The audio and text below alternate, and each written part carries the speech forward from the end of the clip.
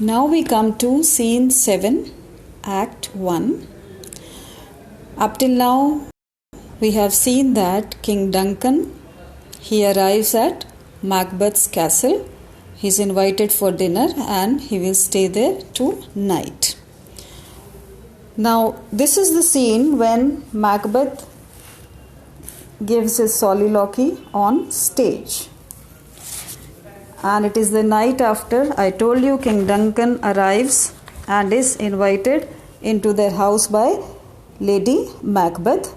The setting is still Macbeth's castle at Inverness, and we see that Macbeth is confused as to whether to kill Duncan or not.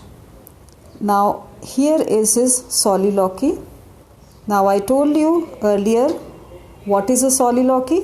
क्या होती है soliloquy? When a character talks to himself, he addresses to oneself and the thoughts spoken out aloud without addressing another. It is the act of talking to oneself. Okay. And soliloquy is a device used in drama to let a character make their thought known to the audience. So here we shall see Macbeth's soliloquy, which is full of dilemma. So on the stage are the hot boys. They are playing. The stage is lit by torches. A butler enters and various servants carry utensils and dishes of food across the stage. Now, one thing is to be noted is that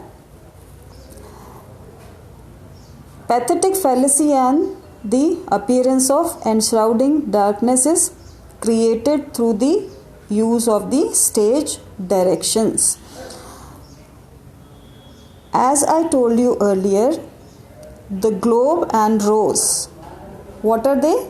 They are the names of theatres in which Shakespeare's plays were performed. So they were daylight theatres. Now, in order to give the impression of darkness and through stage directions, it is like hot boys and torches. So it gives you the impression of darkness. Now it also signifies here the Gothic technique of the darkness versus the light. And we shall see Macbeth here experiences the conflict between the evil and the noble nature within.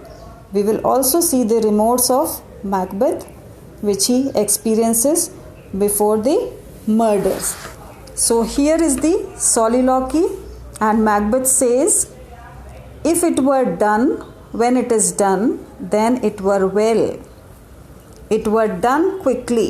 Now it means the act of murdering King Duncan. See another word, if the assassination means murder, could trammel up the consequence and catch with his surcease success, that but this blow might be the be all and the end all here.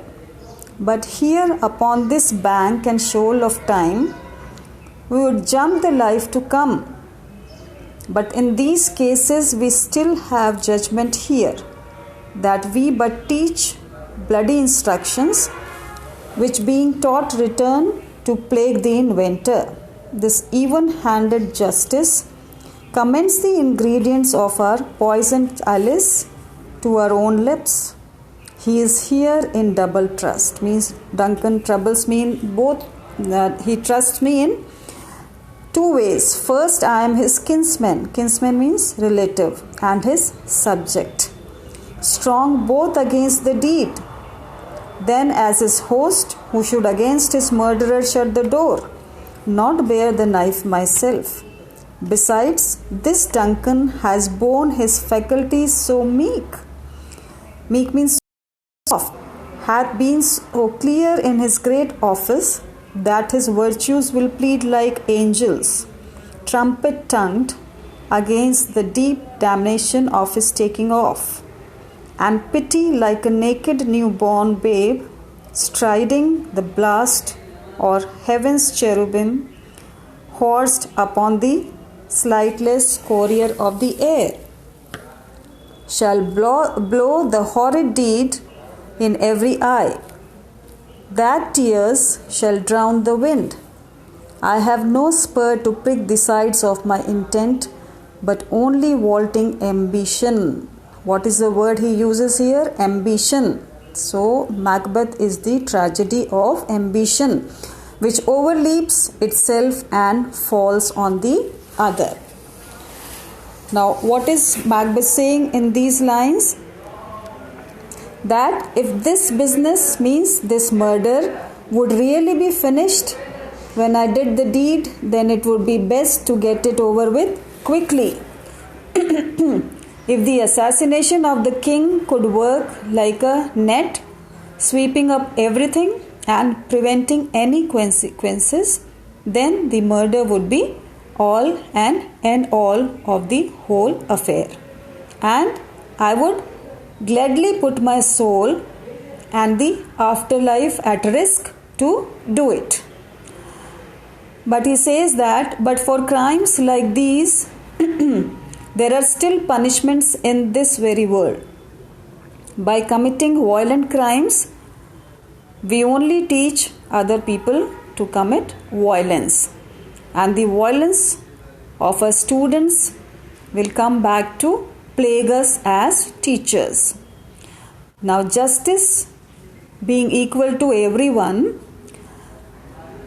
the king trusts me in two ways. Now, Duncan trusts Macbeth in two ways. First of all, Macbeth is his kinsman, means relative, and his subject. So, Macbeth says, I shall always try to protect him. Second, I am his host. So, it is the duty of the host to protect his guests. So, I should be closing the door in his murderer's face, not trying to murder him myself. Besides, Duncan has been such a humble leader and so free of corruption that his virtuous legacy will speak for him. And when he dies, if angels were playing trumpet against this injustice of his murder, pity like an innocent newborn baby will ride the wind with winged angels on invisible horses through the air to spread news of the horrible deed to everyone, everywhere.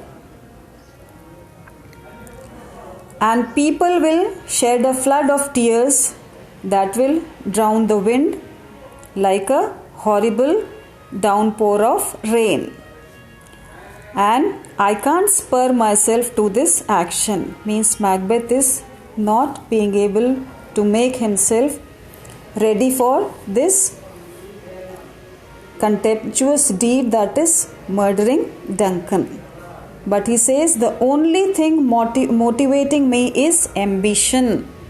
Look at the word ambition, which makes people rush ahead of themselves towards disaster. So this imagery of Macbeth's soliloquy, it reveals the intention he would like to achieve, assassination and success. But its construction shows the workings of a mind still very much in confusion. We see that Macbeth is still confused. We notice the insistent repetition of individual words in the opening lines. These words are if, were, done, be, but, and here. Each repeated 2 or 3 times within the first few lines, as we saw.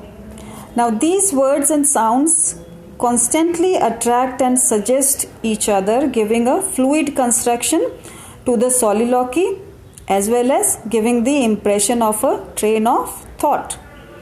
Now, here one question arises in our mind, whether Macbeth, by being able to rationalize and express his thoughts, is hereby revealed as an intelligent poetic soul.